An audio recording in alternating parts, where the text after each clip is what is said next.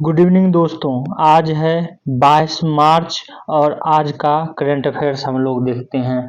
आज चूंकि 22 मार्च है और 22 मार्च को जो है बिहार की का स्थापना दिवस भी जो है मनाया जाता है, तो ये जरूर याद रखें बिहार की स्थापना दिवस 22 मार्च को इसलिए क्योंकि 22 मार्च 1912 को जो है बिहार को बंगाल से अलग कर बिहार और उड़ीसा जो है नामक राज्य बनाया गया था 22 मार्च को बंगाल से अलग कर। फिर बिहार और उड़ीसा जो है बिहार से उड़ीसा अलग हुआ कब? 1936 में। वहीं जो है बिहार से फिर झारखंड कब अलग हुआ? तो 2000 में। तो 22 मार्च को जो है क्या है बिहार की स्थापना दिवस जो है मनाया जाता है।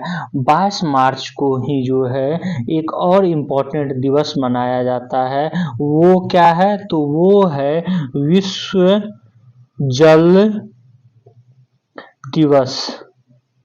ये भी याद रखेंगे, ये बहुत ही इम्पोर्टेंट है। इससे संबंधित जो है प्रश्न पूछे जा चुके हैं, तो ये जो है जरूर आप लोग याद रखेंगे। आज का अगला करंट अफेयर्स देखते हैं।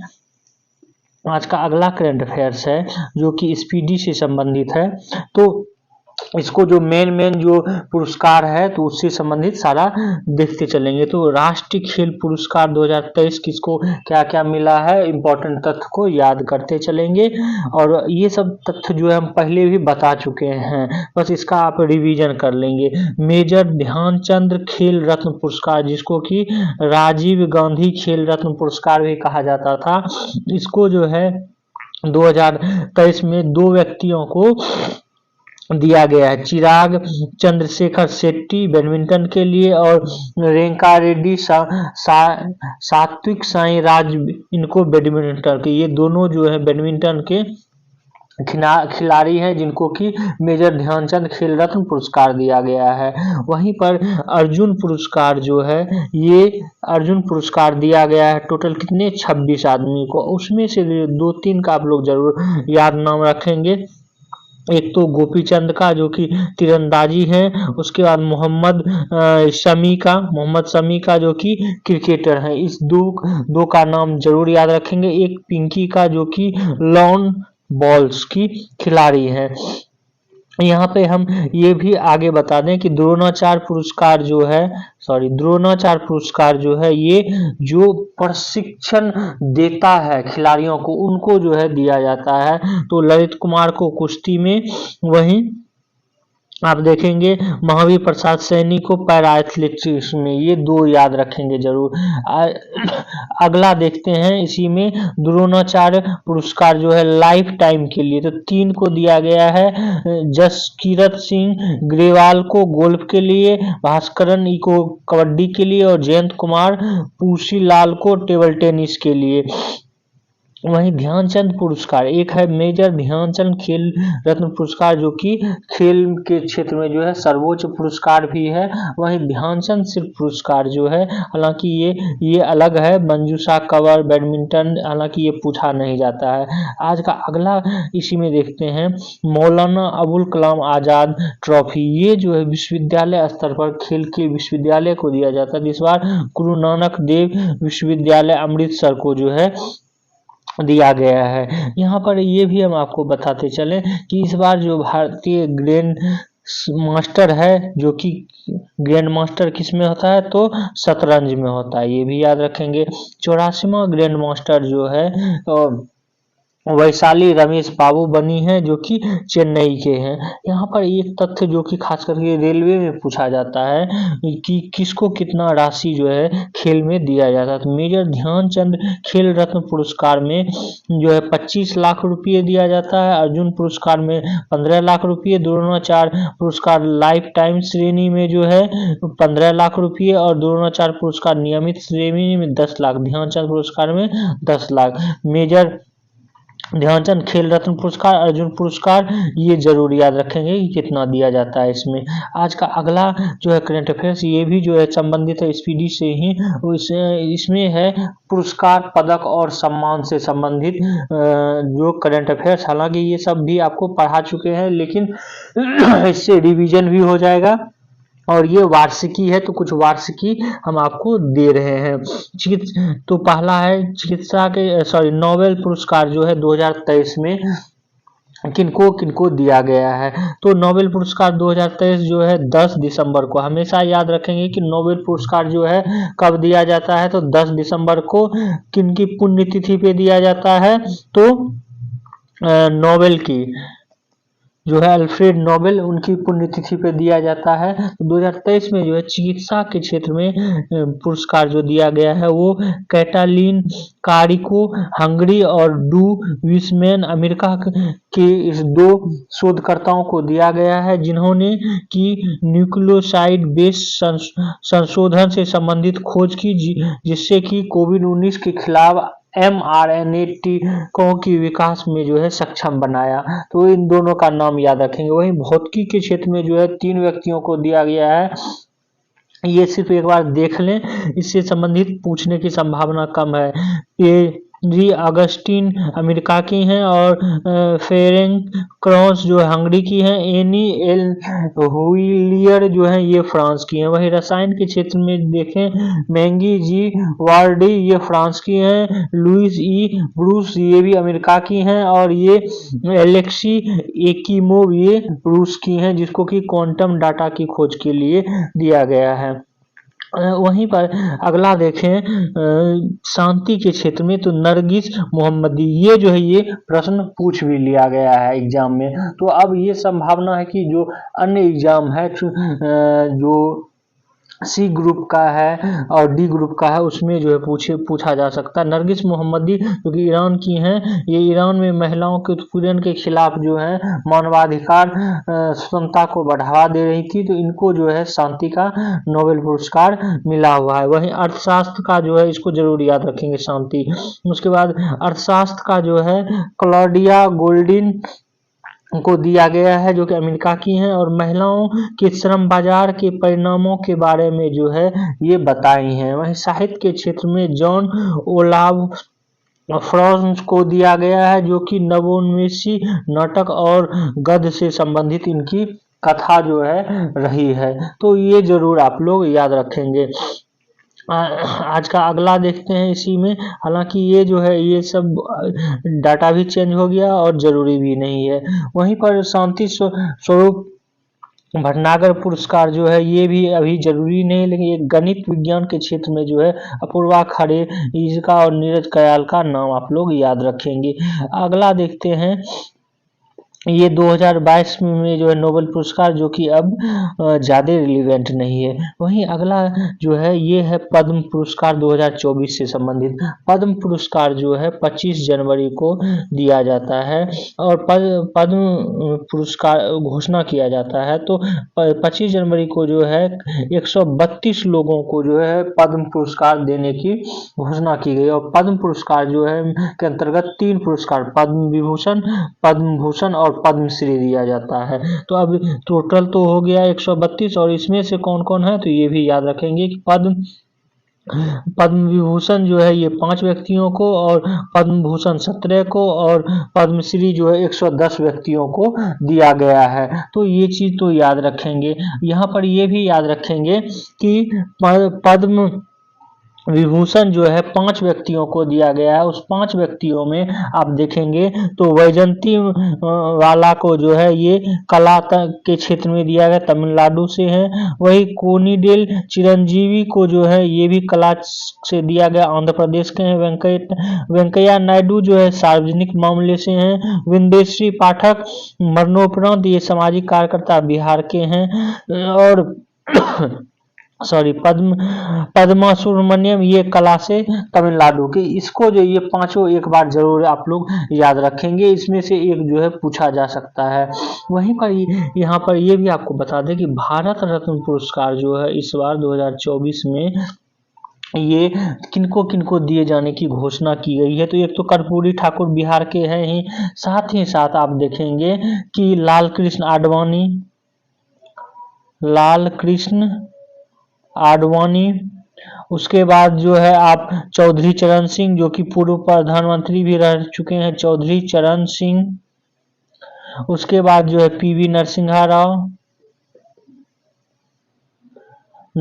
राव और वैज्ञानिक एस स्वामीनाथन।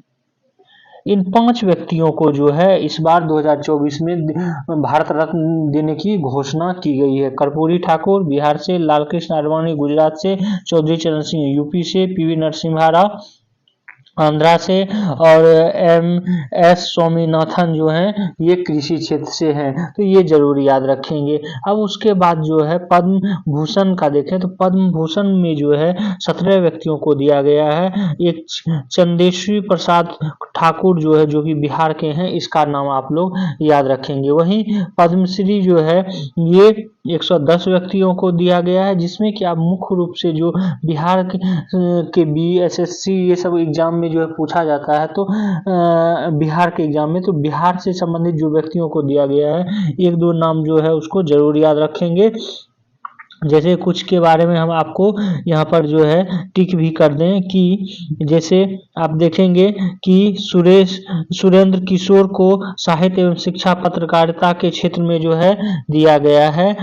और वहीं पर आप देखेंगे राम कुमार मलिक को कला के क्षेत्र में जो है दिया गया है। इस तरह जो है आप लोग एक बार ध्यान से देख लेंगे, लेकिन ये जो है एक बार देखे रहेंगे तो वो आपको फायदा करेगा बिहार के एग्जाम में। तो आज का अगला जो है देखते हैं, अन्य जो है ये ज़्यादा इम्पोर्टेंट नहीं है।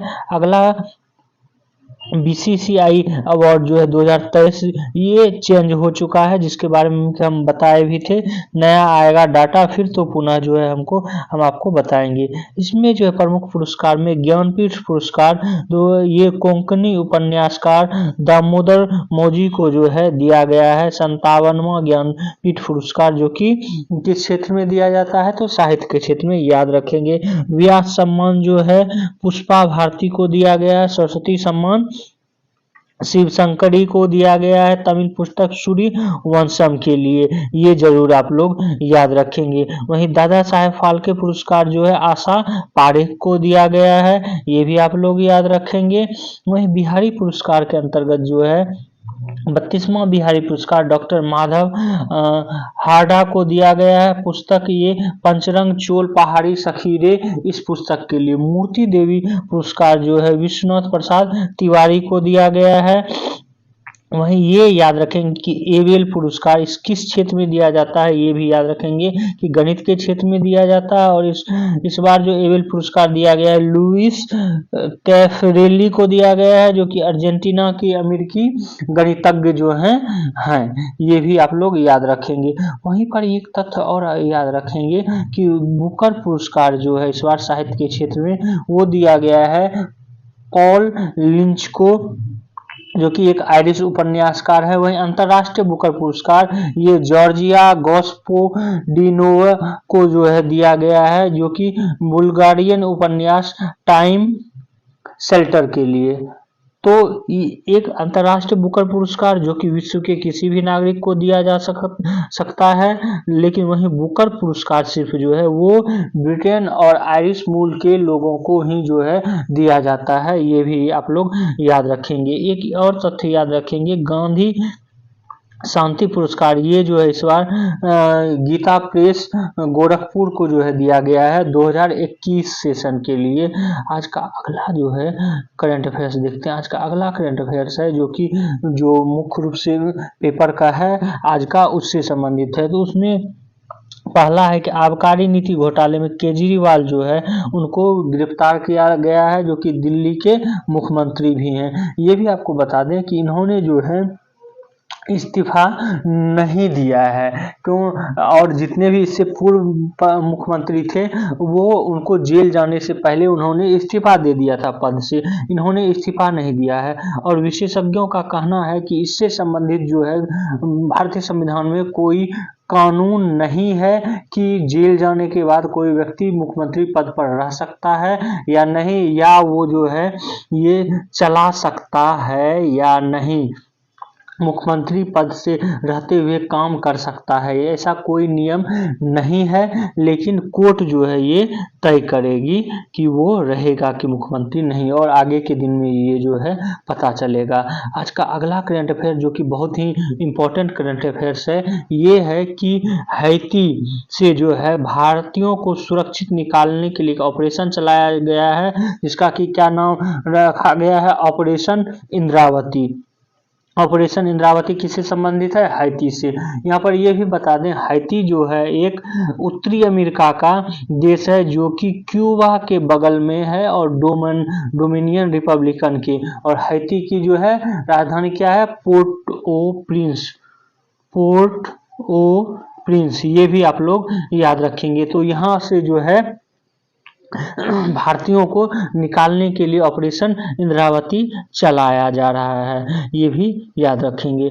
आज का अगला करंट अफेयर्स देखते हैं। ये करंट अफेयर्स है संबंधित कि 11 वर्षीय अंश नेरुरकर को जो है प्राग अंतरराष्ट्रीय शतरंज महोत्सव का फ्यूचर कैटेगरी में खिताब जीतने वाले पहले भारतीय बन गए हैं। तो ये प्राग क्या है? प्रयाग नहीं, प्राग जो है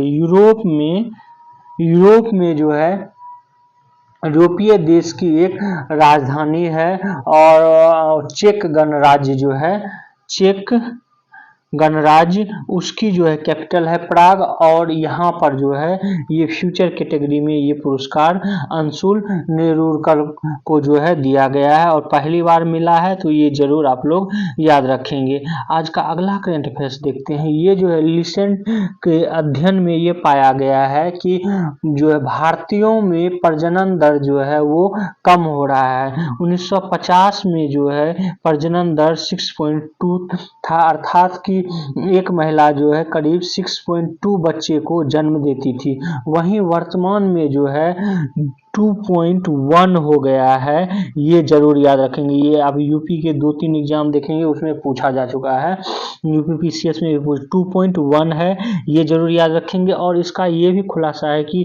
2050 तक जो है 1.3 हो जाएगा प्रजनन दर, ये भारत का। ये किसकी जानकारी है? मेडिकल जर्नल द लैंसेट में प्रकाशित एक अध्ययन में कहा गया है। तो ये डाटा जो है 2.1 और 1950 में क्या था? 1950 में 1. इतना अनुमान है, और 2050 में 1.3 अनुमान है, और 1950 में कितना था? 6.2 था। तो ये डाटा जो है जरूर याद रखेंगे, ये पूछा जाता है, ठीक है। और ये भी आपको यहाँ पर ये बता दें कि ये भी कहा जा रहा है कि जहाँ कम आय वाले देश होते हैं वहाँ जो है ज़्यादा बच्चे जन्म लेते हैं। ये भी इसका मतलब है कि 1950 तक हम लोग एक विकसित देश के रूप में होंगे, इसलिए ये डाटा भी जो है कम होगा। वहीं पर अगला देखते हैं, पेरिस ओलंपिक में जो है शरद कमल जो है ध्वजवाहक होंगे। पेरिस ओलंपिक जो है कब होगा? 2024 में ही होगा। पेरिस कहाँ है? फ्रांस में। और उसके ध्वजवाहक कौन होंगे? तो शरद कमल। और शरद कमल जो हैं ये कौन से खिलाड़ी हैं? टेबल टेनिस खिलाड़ी हैं, ये भी आप लोग याद रखेंगे। आज का अगला करंट अफेयर्स देखते हैं। ये है अमेरिका में पहली बार जो है क्या हुआ? सुअरों की किडनी का प्रत्यारोपण किया गया है आदमी में। तो अमेरिका के जो है मैसाचुसेट्स में रहने वाले एक मरीज का जो है ये किया गया है, और जो कि अभी तक सक्सेसफुल रहा है। इस तरह के प्रश्न जो है पूछे जा रहे हैं, जैसे कि दक्षिण अफ्रीका में पहली बार हार्ट का, हृदय का जो है ट्रांसप्लांट किया गया था। तो ये प्रश्न जो आप बीपीएससी का जब क्वेश्चन देखेंगे तो उसमें और कुछ जो है अन्य रेलवे के एग्जामों में भी जो पूछा गया था।